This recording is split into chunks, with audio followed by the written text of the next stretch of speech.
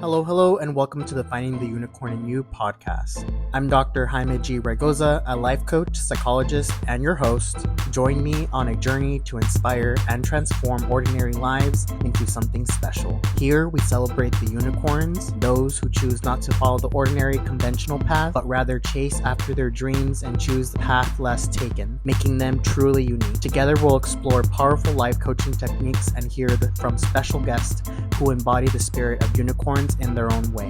What are we waiting for? Let's get started. Hello, everyone, and welcome to another episode of Finding the Unicorn in You. Today, I have a very special individual who is a psychic medium, soul healer, spiritual advisor, high priestess, Reiki master, recovering alcoholic, and the founder of Sunshine Readings. Her passion is helping highly motivated witches who desire to step into their highest purpose, live a life that is aligned with their spiritual beliefs. I'll let her talk a little bit more about herself and what she does. So without further ado, welcome Sunshine. Thanks, Dr. Jamie. I'm so happy to be here. I was really excited just to see the whole topic of your podcast because I personally, that's a belief I feel very strongly about too, is that every individual is, I don't want to say special. I love that you use the word unicorn, right? We're all unique. We're all individuals. And that makes us pretty incredible and mystical in our own ways. Yeah. So how did I get into this in my line of work? I, I actually have a 9 to 5 job, and I'm not going to talk about that. I'm going to talk about the one that I do after hours. The one that I'm actually working very diligently towards doing full time so that I can come out and take it out into the whole world. I'm a psychic medium, as you had said. I'm also a high priestess and I'm a Reiki master. And I combine all of those three things. So the psychic mediumship, the high priestessing, and the Reiki master teacher certification into a larger program that I call Eliminate the Unschool of Witchcraft. Right. And so I'm here to mentor and awaken, as you said, other witches that want to incorporate all of these beliefs, practices, and what I believe are really beautiful natural gifts into their lives. Right. Maybe it's their personal life, but I find a lot of folks actually want to do it even from a business perspective. They want to do this as a line of work. They want to be somebody that comes and steps into the world and is able to change the world and have an impact on the world's well-being and get paid for it. Let's be real, right? We want to get paid for it. And so the question, and I get this often, how did I get into this line of work? And I think maybe similar to a lot of folks, you stumble into it. There was no college before. There's a school and unschool now, I just said, but there's no official schools. We're not all part of a big sorority or fraternity, anything of that nature. My childhood, I was born and raised Catholic. I went to Catholic school for 13 years of my life. And there was just so many questions that were never answered for me in that path. And so around the age of 16, I started to venture down my own path. Stumbled into a metaphysics store, had my first tarot card reading with a psychic myself, and I felt more myself that I had from a spiritual perspective and a religious perspective, you could even say, that I ever had, and continued what I'll say, like casually embracing my spirituality, like a part-time. I'm like maybe what some of the Catholics would call like the holiday Catholic, like the special occasion Catholic, right? Like that's how somebody be like, oh, you read tarot cards, and I'd pull them out. Oh, you do spell work, and I might do a spell. I was never consistent. I was never embracing it as something that was ingrained in my day-to-day life until just over 4 years ago, I hit my rock bottom.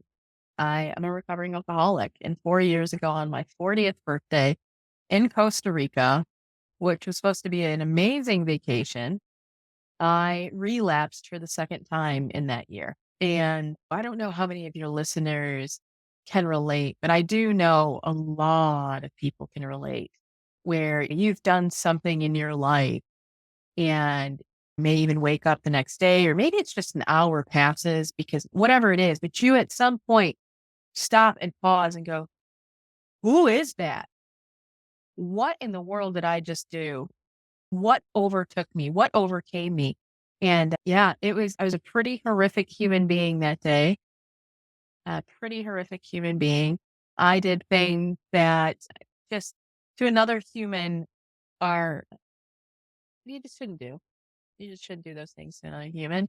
And I really had a hard time with myself after that. And came back from vacation. My partner at the time said that the only way he'd continue being in a relationship with me was if I went to AA, and I completed 90 in 90 days. And so what that means for anybody that's not been around a recovery program, that means you're literally going to 90 meetings in 90 days. And that means if you missed 5 days, that someday you're going to 5 meetings in one day. That's literally, and there was a couple of times over that 90 days that I had to do 2 meetings in a day. I'd do one in the morning and I'd do one at night. And that's just how it was. And I spent a lot of time crying for probably 6 months, a lot of crying, right? Just not just the tears from the shame and the guilt of what I'd done when I hit my rock bottom, but just all of the tears from the shame and the guilt that I never paid for them many years. Yeah. After sitting at those tables for 90 days, I was probably about 4 months. I probably had another 30 in there. So it's probably at 120 days. And it was feeling a little bit better. I was feeling a little bit more hopeful, and sitting around and looking at the table, these folks, a lot of them would talk about going to church, and they would talk about their spirituality. Recovery is a spiritual program. It really doesn't matter which recovery program you walk into. There are still spiritual principles that are being introduced and talked about. And I wanted a church, but I didn't know what was going to make sense. I didn't know, but I knew I hadn't been picking up the tarot cards regularly in a long time. And I knew that one of the kind of tenets of recovery is being of service. And there I was, January 20th, 2020, 4 months pretty much almost into recovery, just a couple of months from the pandemic and the whole world shutting down. And I decided to fire up a Facebook page so I can go live once a week and give away free reading. So you asked, that's a very long way to answer your question. How did I get into this? That's it, right? I was born and raised Catholic. I became a witch along the way. I admitted I was an alcoholic, hit a rock bottom, and turned to my spirituality, which somehow or another gave birth to this beautiful business. I love that. And first of all, thank you for being so vulnerable with us and sharing your story. I think most of us can say that is very impressive because that's something that you have to keep going on and on. It's not something that you just like, oh, I got a certificate, I got my coin, I'm good. Now I can live my life. It's something that you're working on every single day. And it shows the amount of strength, the amount of endurance, like the mental, physical strength that you have. So I applaud you for doing that and for being able to vocalize it. Because by talking and sharing your story, you're giving inspiration for others who may be on day one or may be debating if they wanna go on day one to tackle that challenge. Yeah. And I had a couple of day ones. And if you've ever sat around some tables, you'll hear that a lot of us have day ones, multiple day ones. And there's the sentiment of like, just keep trying, just keep coming back. It doesn't matter. Doesn't matter if you're perfect, right? It's not about perfection. It's about the progress. And yeah, and I'll tell you this, Dr. Jamie, it was crazy. I had started beginning of that year in 2019 before all this kind of gave birth to the business. I set forth to do 90 days without drinking. I was like, oh, it's a new year, right? And some of your folks may be listening. I know you're going to release this later and may have made this. They may have made at the beginning of the year, may have made this. I'm going to stop. I'm going to do dry January. That's a really popular. Same thing, dry October. FYI, if any of you that are listening to this, October might be coming up. I think this is supposed to release right before October. You've got another shot. The big deal in the sober community, another dry October. I did it and I committed to 90 days and I told people about it and I had conversations and I talked about it and I started to explore. And on day about 83, you talk about like alcoholism, addiction is so sneaky and conniving and deceptive and manipulative. It is like the worst narcissistic abuser you could ever have, right? It really, because it cares nothing about anything except having you use, having you engage in the whatever the addiction it is that you succumb to. And on day around 80, something around that time, I was in a bout of depression. Literally to the point I remember walking out of the bathroom very distinctively in this like cloud and saying to my partner for the first time, I don't think I've ever truly felt depression before. And if this is what it feels like, I understand why people take their own life. That's how dark of a cloud I was in, right? And he logically saying all this, right? And I finally took a step back. And the next day I came home from work and somehow it was enough to have convinced me to drink because I didn't feel that dark cloud when I was drinking. Man, was that he was sneaky. That little, I call it my drinking demon. He was sneaky. He was good at that one. He was real good. He spent 80 days beating me down to get to the point to admit. And then I spent 5.5 months drinking, pretty much probably daily, till I ended up came out of vacation 10 days and ended up at work going through withdrawals, shaking, sweating. And that was my second attempt to stop. And then my third relapse of the year was my 40th birthday, which is the rock bottom. Yeah, it's wild how hard it is to do something good for yourself. It really is. And I'm not even just saying addiction. If you are not used to that, if you are not practiced in that, if you are not taught that, if you are not mirrored that, if you are not shown how to do that as an adult, our ability to take care and do something good for ourselves, hard. It completely is. And our brain is naturally wired to look at the negative side of life. And with social media, with what we're taught in culture, and we're always taught it's not what we do well, but what we don't do well. We, time and time again, you are shown growing up that you can accomplish all these wonderful things. You can get all these awards. You can get all these accomplishments. But one mess up will shine a lot brighter or negatively than all of the other ones. And all of a sudden, that's the thing that people focus on. That's the thing that you focus on, that mistake. And we are our worst critics. It doesn't matter what everybody around us is telling us. I could almost guarantee you, we are telling ourselves 10 times worse than everybody else around us. And it's teaching ourselves that one, we're human beings.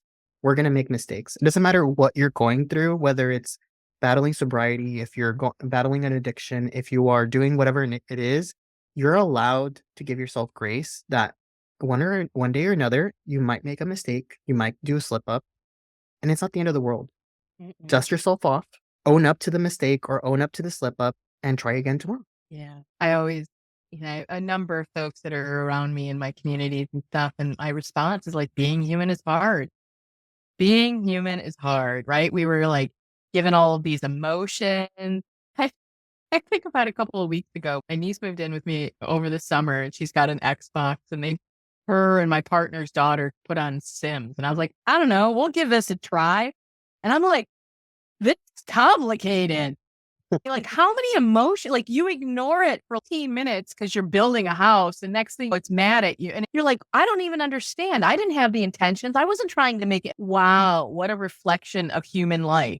It is hard being a human. Oh yeah. Yeah, I think Sims is a really good version of what happens in real life, because if you just make one little slip up, your life can go a whole different direction than you intended to. The character that I built, about 3 minutes into talking with someone that they're exchanging, all of a sudden this bubble pops up and I get told that she's going to be evil. And my niece says, what did you program her as? I was like, I have no clue. She just has an evil bone in her body now. I don't know. It was wild. But that's it. Who knows? Who being human is hard. It is difficult. It is complex. I'd rather be a cat. I don't know about you. If I can nap all day and just do what I want and get fed, sheltered, of course, sign me up. Coming back as a cat next time. No, I completely agree with you. Adulting is one of the hardest things that we can do. Like we're 100% responsible for every single thing that goes on around us. Yeah. And I think the sooner we realize that we control our actions and behaviors, the sooner we can have a little like one step higher of being able to live this crazy world that we call life. Yeah. It's so easy for individuals to step into the perspective or the mindset of the world is happening to them rather than for them, right? They slip, they just slide so easily into that victim mentality, right? Like that like they have no ability to choose anything different, right? And sometimes that choice is not easy. I'm not saying that. I'm not saying that that's not the case. Sometimes that choice is a mental choice and you got to change the way you see the world. And that takes a lot of work and that takes a lot of support. Heck, I'm a recovering alcoholic over here. But yeah, you can change it. It can be different. Just you have to be willing to. You have to be willing to. Yeah. And every action requires a sacrifice, whether you acknowledge it or not. If you're trying to, we were just talking about this offline. If you're trying to wake up early, you're going to have to sacrifice staying up late. If you're trying to wake up early, you're going to have to sacrifice maybe that one show that comes out at midnight or 11 o'clock that you're like, I need to do this. Or if you're binging on Netflix and you're like, I really want to watch another episode. If you make that decision, you're going to regret it at 5 a.m. the next day. Same thing for anything that you're working on. Every single action requires a sacrifice. I want to say something now, because I don't think people consider the inaction and the sacrifice that you give, right? People will choose to not take action, right? Just because you don't make a choice and you don't change things, right, does not. It's my partner. I triggered him. He had a somatic response this weekend with something I'd said. And I asked him, I said, how do you expect things to change if you don't look at them differently? His response back to me was, maybe I don't want anything to change. I was like, okay, we're not ready to talk yet. I got it. Okay, we're going to back this down. But that's the case. There is still a consequence of not changing. And very often, as we're talking about this human nature of ourselves, it's suffering and pain, Mm-hmm. right? We don't take an act. So we continue to suffer. We continue to be in pain. And then here we are being the victim and telling everybody about our pain and suffering, right? And expecting someone to rescue us or somebody to validate why we're in that pain and suffering, right? It's crazy. It's crazy. Humanness. I'm going to be a cat. I'm telling you. And you bring up a good point. This is something that it just comes back to a quote that I heard where doing nothing is a choice. Choosing not to change, choosing to take a step back and let the dice roll how they roll is a choice. Just because you're choosing not to do it doesn't mean that it doesn't affect you. So why leave it to chance? That's Take, my that's my thought. I much rather take an educated, calculated risk or make a decision on that. And it's crazy because like I recently had to part ways with a friend and somebody that was helping me do some stuff in the business because they literally did not want to make a choice themselves. And it's a bummer, right? It's such a bummer to watch somebody sit in that space. I'm sharing a bit about the recovery. I believe even if people aren't addicted to substance, I believe there are a lot of people that are addicted to the drama and the chaos that encompasses codependent relationships, codependent thinking, all of that. They're like accustomed. They need it. They crave it. It's not. They get into a healthy situation and it's a panic. It's an absolute panic. Yeah, I didn't know that we were going to venture down this path, and I'm so excited. I love like these kind of deep how oh the yeah. human works. Oh, same here. I can talk about this forever. And to add on to what you said, there's actually a study that shows that people who entertain gossip and drama and that negative aspect, it goes back to their childhood and how they were raised and how their parents and authority figures showed them affection and love. So if you were to show them that you were doing good things and whatnot and they ignored you, but every time you did something bad or you told them a piece of information that was gossip towards somebody else, or if you notice that's the way your parents connected with each other or with their neighbors, it's a learned behavior. So now you're getting all of these like things, these learned behaviors in adulthood, and now that's the only way you know how to communicate. Oh, I know that Sally Mae is going to listen to me because if I gossip about the people around her, and that's the only way that I can create friendships. Yeah, it's they say if you've been around any of the recovery programs, like alcoholism, addiction is a family disease. And it's the same thing, what you just said, right? We learn as children, when we come in as these little tiny human bodies, our soul comes in with all of the knowledge, but our human brain cannot process and comprehend all of what we bring into this world. We rely upon the humans that are around us in order to make that learning happen, right? And so we look at it. That's what we learn to mirror. That's what we learn to experience. That's what we learn to be like.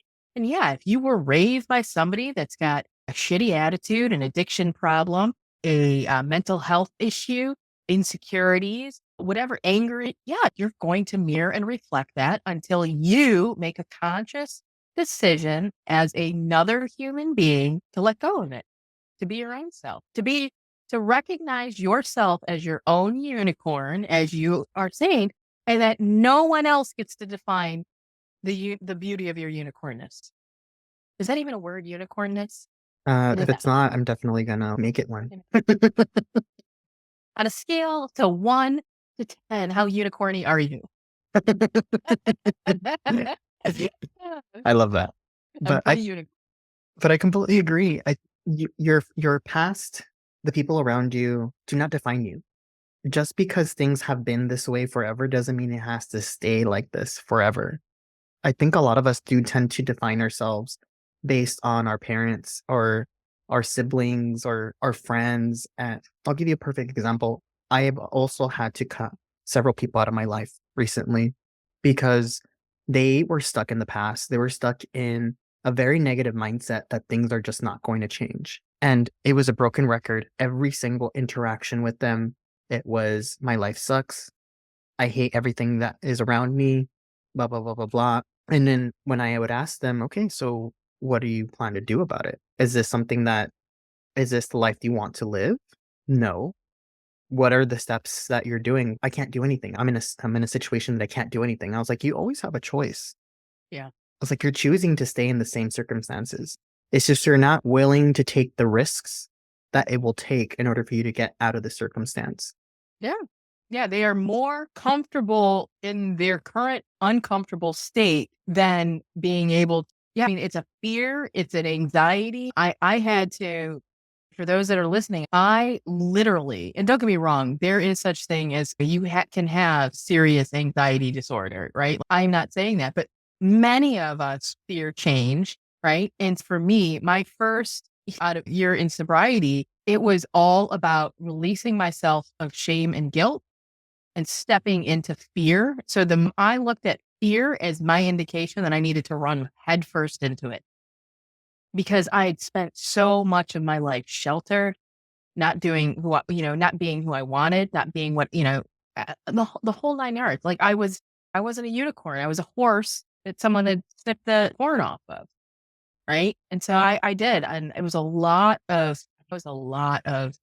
said the tears, but a lot of those tears were because I would face all of these emotions of shame and guilt and have to come through and transmute them into the truth, which was like, these were things that weren't my fault and they weren't wrong with me. And I had no reason to be ashamed and all of that. And man, it's an undertaking.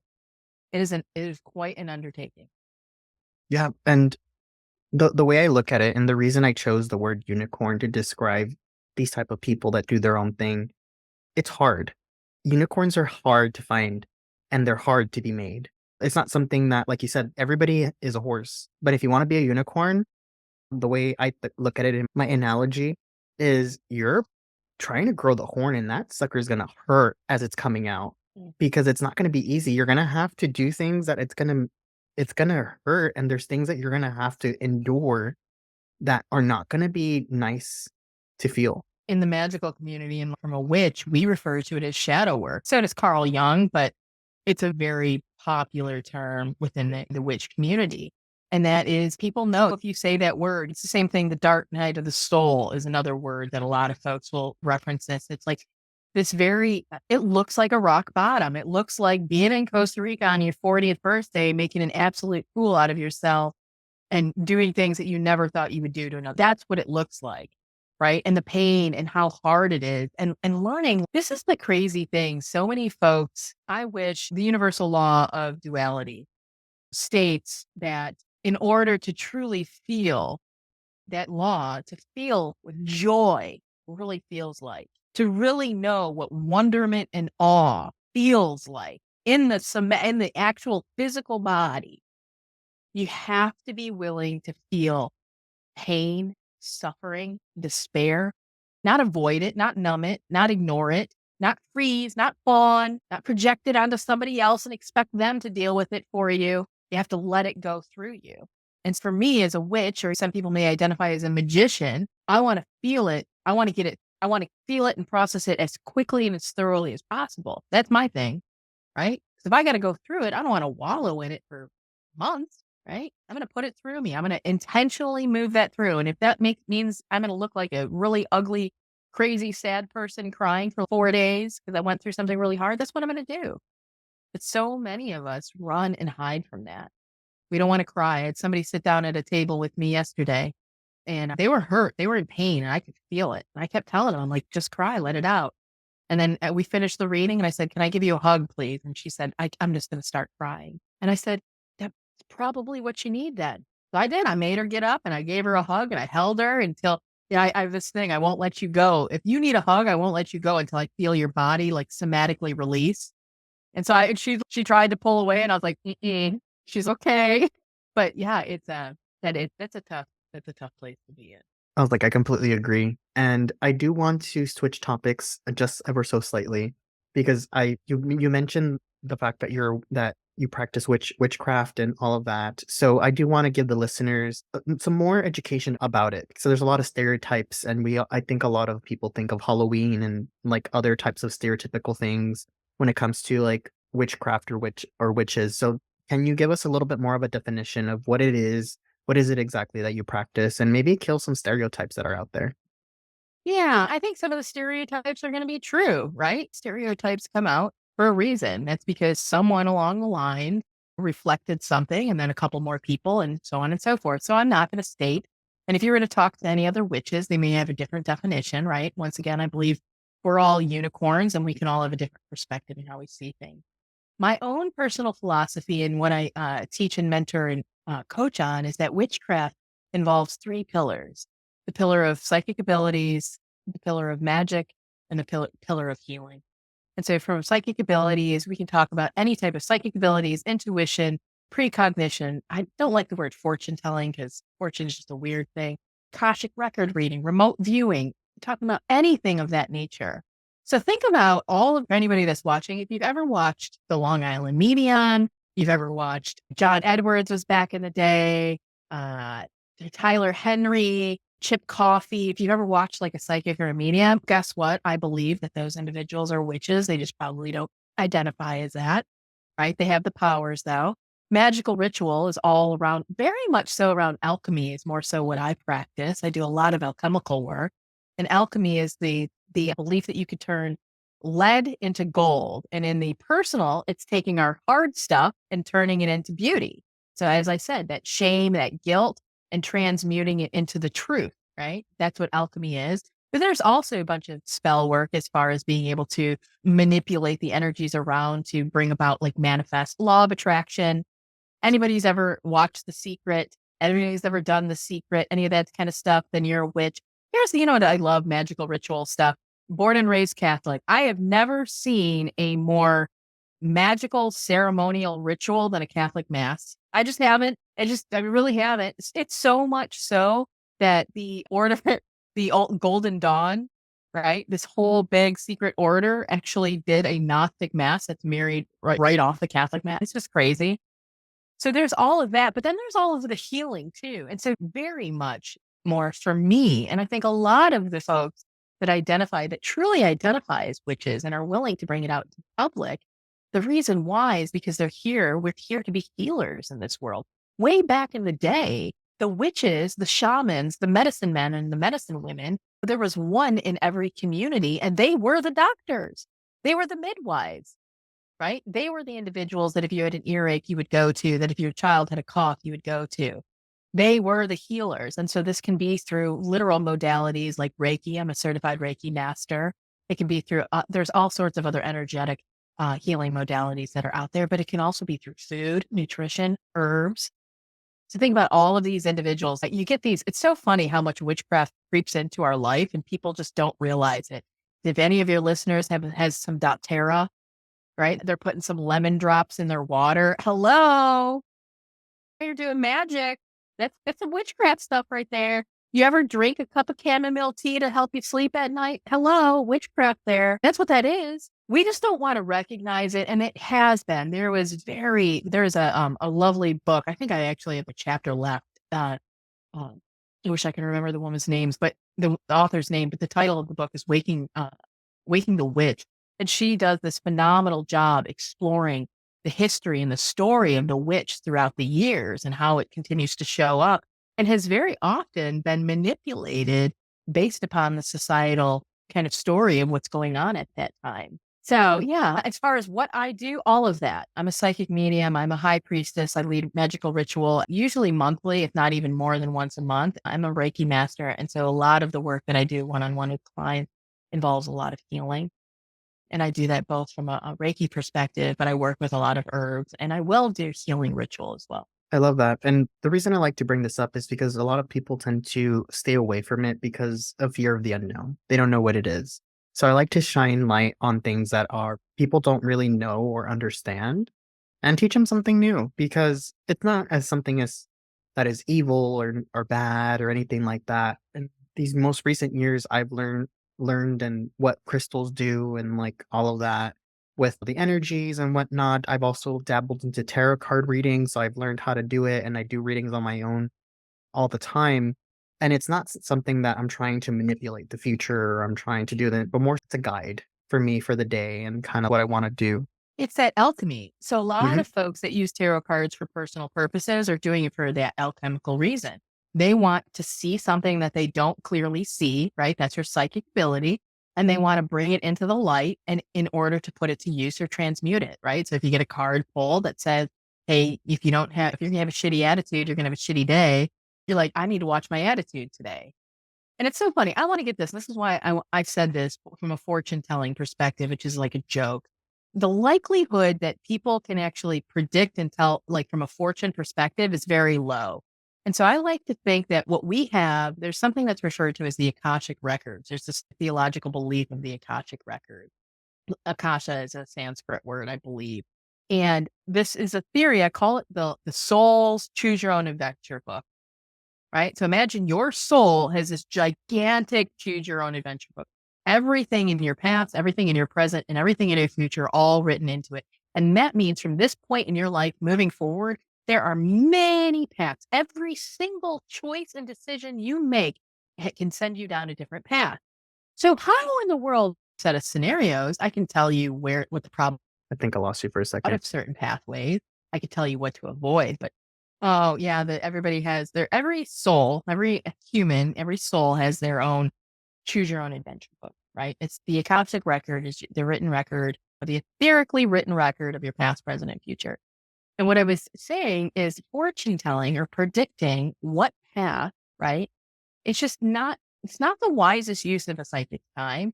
And the probability that they're going to actually hit is just relatively low, right? It can happen, but it's relatively low because every single choice that you make throughout the day, from what time you may get up to what time you can go to bed, and even those kind of simple can change what ends up happening.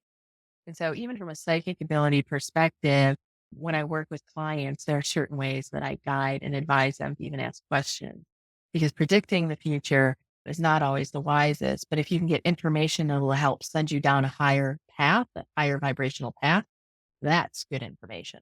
I like that. And it's good to know about all these different practices and all these different things because sometimes we go in blindly and we have certain expectations based on our own biases. I know I have some friends that go to psychics, but they want them to tell them everything. What do you want me to do? Tell me my future. How can I like do this? How can I not do that?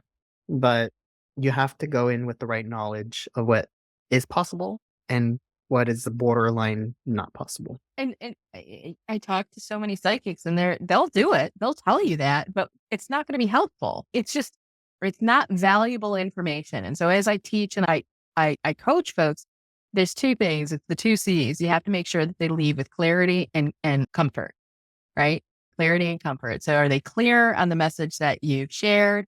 And are they comfortable, right? Because if they don't feel they've got more questions, if they're anxious now, if you just told them that it looks like you're going to walk off a bridge tomorrow, that's amazing. I didn't know people do that. My God, right? You need to talk to them some more until they get comfortable with that. Yeah, it was surprising to me. I'll put it to you this way. When I first started sitting down at shows and events and doing this, like people just walking up one after another, how many didn't actually have a question? Yeah. They're more so like your friends. They just tell me what I need to know. Tell me everything. And I'm like, wow, everything.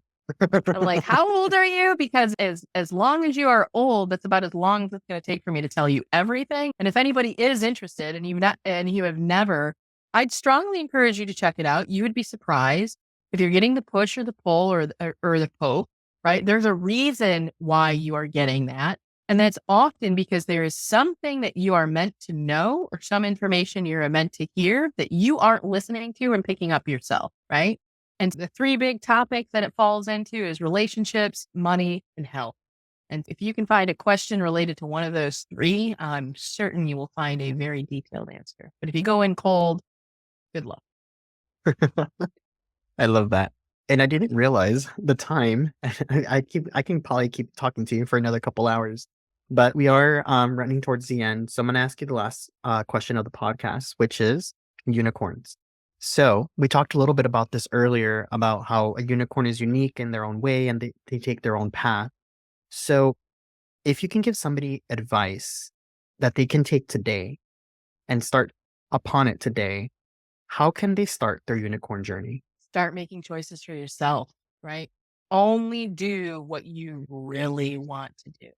If you don't want to do it, say no and don't back down. It'll be rough and uncomfortable in the beginning, but give it about six to 9 months of that and watch how different your life is. I completely love that. That is great advice. No, yeah, you have to do your own thing. You have to be able to make these choices, and not all choices are going to be easy. So just have faith and trust the process. This was amazing, Sunshine. Like I said, I can probably talk to you a couple more times. I'm probably going to bring you back and just pick your brain a lot more. Absolutely. I would adore it. But if a listener is curious and they want to learn more about these topics, or they just want to hire you, work with you, how can they do that? The number one thing I always tell folks is email me to start. I do check all my own emails. So sunshine@sunshinereading.com. I love to connect with anyone that if I've struck a chord, I pissed you off, that's cool. If I inspired you, that's even better, right? All is good. Let me hear it. If you want to find me on the web, you can find me on Facebook, Sunshine Readings, on Instagram, sunshine_readings, and the website itself is sunshinereadings.com. So definitely look forward to some of your listeners coming my way. Awesome. Thank you so much. And listeners, as a quick reminder, if you actually go to my website at raygoza-consulting.com, go to the Unicorn Wall of Fame, you'll actually see Sunshine on there, on the Wall of Fame. And if you click on it, you'll see her bio and kind of summation of what she talked about on here. And you can also find the links there alongside the show notes here. But a quick reminder for everyone, episodes come out every Friday at 7 a.m. And don't forget to leave us a 5-star review. Sunshine, this has been a pleasure. Thank you so much. And until next time. Thank you for listening to the Finding the Unicorn in You podcast. I truly appreciate you listening, and I hope you enjoyed this episode and gained valuable insights. If you like what you heard, please subscribe to our podcast and leave us a review on your favorite platform.